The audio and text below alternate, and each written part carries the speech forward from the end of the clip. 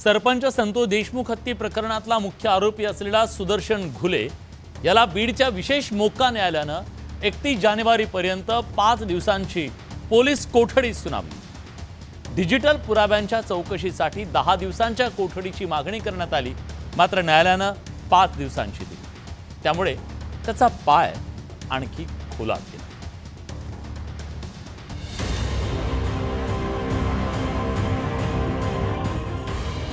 सरपंच संतोष देशमुख हत्या प्रकरणातील मुख्य आरोपी सुदर्शन घुलेच्या कोठडीत विशेष चौकशीसाठी नवीन डिजिटल पुरावे महत्त्वाचे ठरले। तपास अधिकारी अप्पर पोलीस अधीक्षक किरण पाटील यांनी आरोपीच्या मोबाईलमधील डाटाचं विश्लेषण आवश्यक असल्याचं सांगितलं। डिजिटल पुराव्यांचा अधिक अभ्यास करायचा आहे। मोबाईलचा डाटा तपासात महत्त्वाचा ठरतोय। काही निष्कर्षांसाठी सुदर्शन घुलेची चौकशी करणं आवश्यक आहे, असा युक्तिवाद सरकारी वकील बाळासाहेब कोल्हेंनी केला। इतर महत्त्वाच्या पुराव्यांची पडताळणी करण्यासाठी 10 दिवसांच्या पोलीस कोठडीची मागणी करण्यात आली।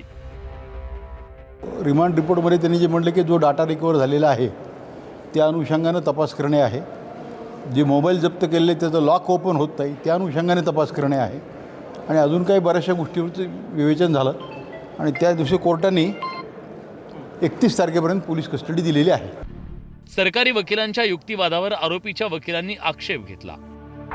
संतोष देशमुख हत्या प्रकरणातील आरोपी सुदर्शन घुलेला आज व्हीसीद्वारे मान्य विशेष मोक्का न्यायालयासमोर हजर करण्यात आलं। यावेळी तपासी यंत्रणांनी 10 दिवसाची पोलीस कोठडी मागितली, तर मान्य न्यायालयानं 5 दिवसाची पोलीस कोठडी मान्य केली। त्यामुळे आता न्यायालयीन कोठडीमध्ये असलेला सुदर्शन घुले याची रवानगी CID कोठडीमध्ये होणार आहे। पोलिसांनी तपासात याआधी मिळवलेल्या माहितीवर तपास का झाला नाही, असा मुद्दा आरोपीच्या वकिलांनी उपस्थित केला। मोबाईलचा विलंबानं तपास का केला जातोय? इतक्या दिवसानंतर पुन्हा कोठडीची मागणी का?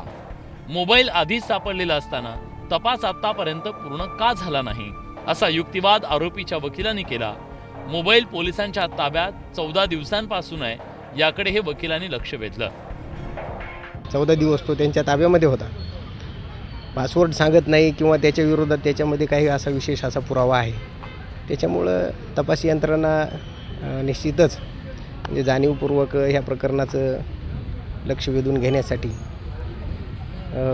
हे प्रकरण कायम चर्चेत राहण्यासाठी करतात की काय, असं मला वाटतं। दोन्ही बाजूंचा युक्तिवाद ऐकून घेतल्यानंतर न्यायालयानं सुदर्शन घुलेला 31 जानेवारीपर्यंत कोठडी मंजूर केली। आता पुढील तपासात पोलिसांच्या हाती कोणता पुरावा लागतो याकडे सगळ्यांचं लक्ष लागलंय। Bureau report, news 18 Lokmat.